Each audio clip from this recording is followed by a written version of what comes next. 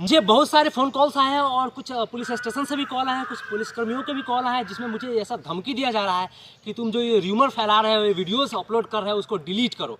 और उसको डिलीट करने के लिए मेरे ऊपर प्रेशर आ रहा है। आई रेस्पेक्ट एवरीवन इक्वली। मैं सभी को एक नज़रिए से देखता हूँ। और जहाँ तक बात रही कि र्यूमर फैलाने की, तो मैं पहले ही बता चुका है, मैं कोई जर्नलिस्ट नहीं हूँ और नहीं मैं कोई यूट्यूबर हूँ। मैं पहले ये चीज़ क्लियर कर चुका हूँ। मैं र्यूमर नहीं फैला रहा हूँ और किसी तरीके का ये र्यूमर नहीं है।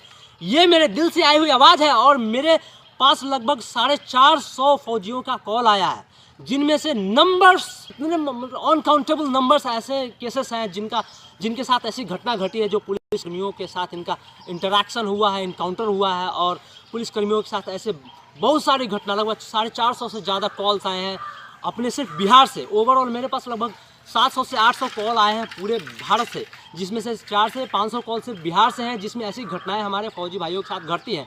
लेकिन वो क्या है, फुल डिसिप्लिन्ड है, वो ओवरलुक कर देते हैं, नज़रअंदाज करके निकल लेते हैं। बिकॉज यही उनको सिखलाया जाता है, उनका डिसिप्लिन में है कि ओवरलुक करो ये सब चीज़ों के, छोटी छोटी चीज़ों को ओवरलुक। हम भी करते आ रहे थे और हमने भी किया है। लेकिन अचानक पुलिस वाले ने मेरी गाड़ी को चेक करना शुरू कर दिया, मेरे डिग्गी खोलो, डिग्गी चेक कराओ।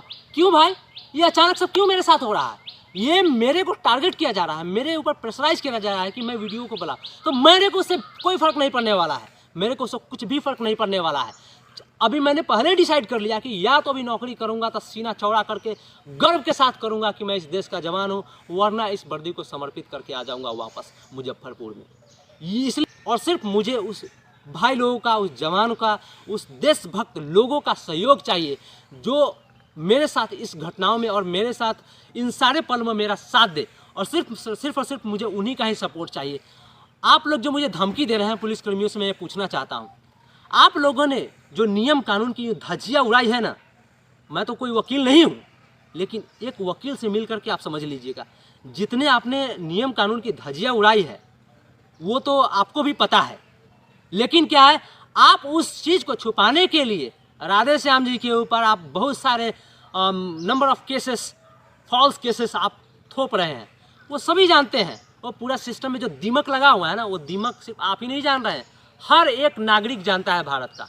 आप समझ रहे हैं? और चाहता तो वो बंदा बहुत कुछ कर सकता था, चाहे वो फिजिकली हो या डॉक्यूमेंट के माध्यम से हो, ऑफिशियली हो, 323 के तहत हो या 99 सीआरपीसी के तहत हो या किसी भी तहत। आपने सिंपली सी चीज़ देखिए ना, आपने उसको अंडर कस्टडी में लिया, मोर देन 24 आवर आपने रखा कैसे? क्या आपको किसने ये ताकत दी? ये इंडियन कॉन्स्टिट्यूशन में आपने क्या आपको अधिकार दिया हुआ है कि आप किसी को सजा दें? अब है आपको अधिकार? मैं आपसे पूछना चाहता हूं कि आपके पास अधिकार है आप किसी को सजा दें? नहीं। आप एक सिविलियन को सजा दे नहीं सकते हैं, एक फौजी को रोड पे घसीट के मार रहे हैं और ऐसा बदसलूकी कर रहे हैं, और आप हमें धमकी दे रहे हैं और हमें प्रेशराइज कर रहे हैं। कोई फ़र्क नहीं पड़ने वाला है मुझे। मैं नंबर भी दे रखा हूँ, ये मेरा फ़ोटो क्लिक कर लीजिए। मुझे I don't care bloody fucker any one of them, मुझे कोई फ़र्क नहीं पड़ता है और मैं ऐसे ही रहूँगा। और मेरे साथ लगभग 80,000 लोग जुड़ चुके हैं, जिसमें से मोर देन 60,000 अपने बिहार के ही हैं, और भी अदर स्टेट्स और अदर डिस्ट्रिक्ट से मेरे साथ लोग जुड़ रहे हैं, जिसमें से आउट ऑफ देम 95% फौजी हैं जो इंडियन आर्मी से ताल्लुकात रखते हैं, और 10% 5% ऑलमोस्ट वो सिविलियंस हैं जिनके अंदर देशभक्ति का जज्बा उनके रग रग में भरा हुआ है। ऐसे लोग मेरे साथ जुटे हुए हैं, तो मुझे डरने की कोई ज़रूरत ही नहीं है और मैं हर एक कदम पे इससे भी ज़्यादा स्ट्रॉन्ग स्टेप उठा करके आगे बढ़ूंगा। जिसको जो उखाड़ना है वो उखाड़ ले और मुझे कोई फ़र्क नहीं पड़ता है। अगर मेरे बातों से किसी को दुख पहुँचता है तो बहुत मुझे इसके लिए खेद है, लेकिन मैं अपने आप को रोक नहीं पा रहा हूँ। एक्चुअली जो घटना हमारे वर्दी के साथ घटी है वो इनफैक्ट यहाँ तो कहीं भी नहीं घटना चाहिए।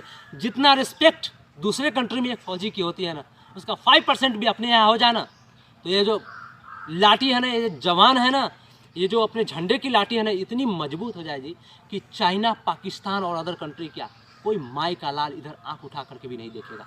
लेकिन यहाँ तो ऐसी विडंबना है कि इसके विपरीत हो रहा है। तो ये सिर्फ सिस्टम की गलती है, यहाँ के कुछ ऐसे नुमाइंदे की गलती है जो ऐसी घटिया हरकतें करते हैं और ऐसी गंदी सोच रख करके एक नफरत की भावना अपने दिल में रख करके चलते हैं।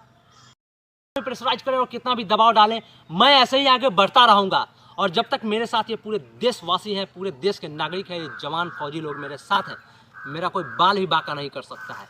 मैं दोबारा मिलूँगा भाई लोग आपके साथ। आप लोग ज़्यादा से ज़्यादा मैसिव एक इकट्ठा होकर के हमारे साथ जुड़े, ज़्यादा से ज़्यादा हाँ इस वीडियो को वायरल करें ताकि बहुत ही भारी संख्या में लोग मेरे साथ जुटे और मेरे साथ दे उस भाई को न्याय दिलाने में, और जो जिसने इसे हरकत की है उसको सज़ा दिलाने में। तब तक के लिए जय हिंद।